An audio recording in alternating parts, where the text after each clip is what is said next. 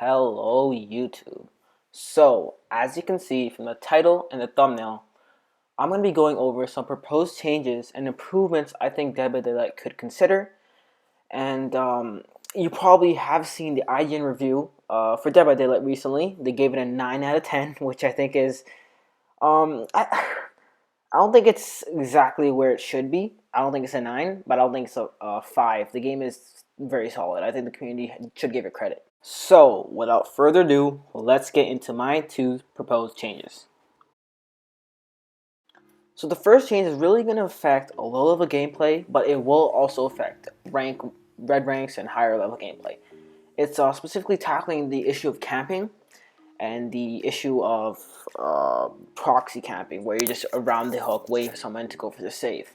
Obviously, you want people engaging in the game, actually going out and doing multiple chases. You don't want just people one hooking and slugging and whatnot. So I think a good change for that would be actually having a hook timer decrease when the killer is in a certain proximity of the hook. So right now, as you can see, hooks last 60 seconds. A person can last 60 seconds on a hook for each stage. So that's 120 seconds they can last on the hook. So my proposed change is pretty much that if the killer is within 6 meters of the hook, the survivor will have an extra 90 seconds for the hook timer. So that's an extra 45 seconds for each stage.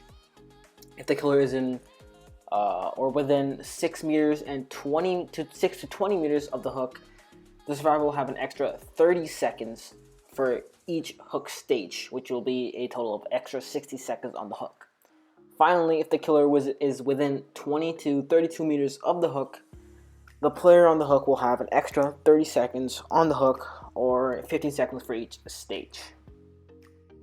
As a whole, I think it's going to make killers engage with the survivors more, and especially just make the game a lot more entertaining. There's going to be more chases, you're not going to be one-hooked, you're not going to be camped, and specifically this is going to really help low-level gameplay, because it happens often, and you see it so often where yellow ranks, even purple ranks, they're just hanging around the hook, someone's being camped, they're trying to save them, and they don't get any gens done, and they all die. So it's going to help for low levels and even high levels. You're not going to see camping anymore, or at least it's not going to be as effective. So it's a great change. In regards to slugging, which you could see as a problem here, because if killers find that hooking isn't as efficient or nearly as efficient as it used to be, they may decide to start tunneling and slugging specifically. So my proposed change is basically, if there's more than one survivor being slugged, each survivor will gain a 20% increase for the survivors on the ground. So if there's only one survivor, like I said, there's no increase, but if there's two survivors, then there's a 20% increase for each survivor for recovery speed. If there's three survivors, then there's a 40% increase in recovery speed for all three of the survivors. This will hopefully counteract slugging, and obviously this will work with conjunction to the other anti-slugging perks like Unbreakable and Soul Guard. So if you guys did find this change decent, give it a like. Let me know what you guys think. Give me your rank in the comments, and just write rank 17-survivor or rank 17-killer, and let me know your thoughts.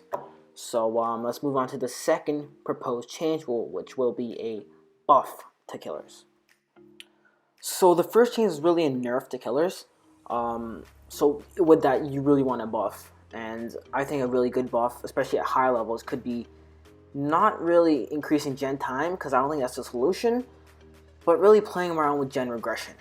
I think that's the main thing here. So basic gen regression right now is actually only 1/4 of a survivor, and it's amounts to really nothing, and survivors can just tap the gen. So it takes 320 seconds right now to deplete a gen that's been done by one survivor in 80 seconds. That is just unacceptable, and at higher levels it amounts to really just boring gameplay, and survivors just getting the gen done in like 8 minutes and it being done in 5 minutes or something crazy. And you see those games so often, even with popular streamers.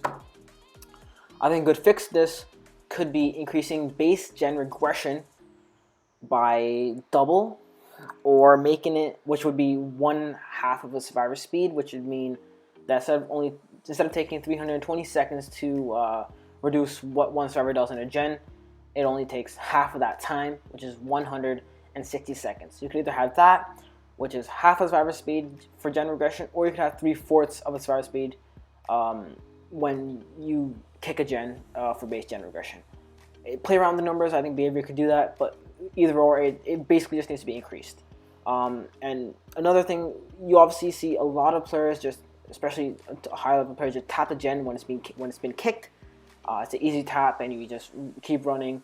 That should not be a mechanic, I feel. It should be similar to the killer, where they have to go through a animation, and it could be 1 to 2 seconds, where it's just like they're opening up some sort of compartment where they can get to the wires. They could, I'm pretty sure behavior could build an animation for that.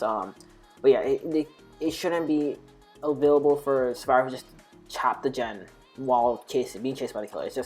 That's just a dumb mechanic, and it just makes games a lot quicker. And for this purpose, it would make sense to increase gen regression, because if a player can't just tap the gen, he has to actually click on the gen and interact with it for about 1 second.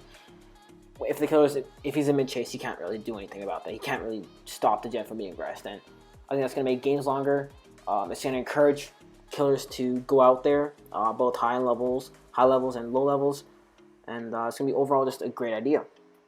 Now, for a change to ruin, because it has to be changed really, if base gen regression is increased, and maybe some other pranks have to be played around with a bit, you can just make it so that instead of level 1 being 150, as you can see on the screen, it could be starting off at 175, and then it goes to 200 for level 2, and it goes to 200 and about 25% for the final level. And that's base gen regression, the one that we have right now, not the one that's proposed. So yeah, I think that's some great solid ideas.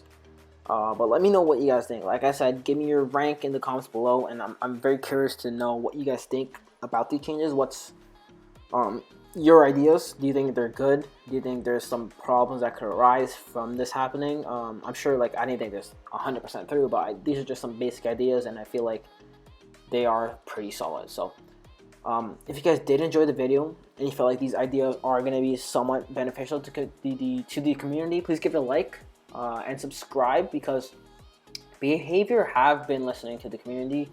Obviously the UI change, they've done it.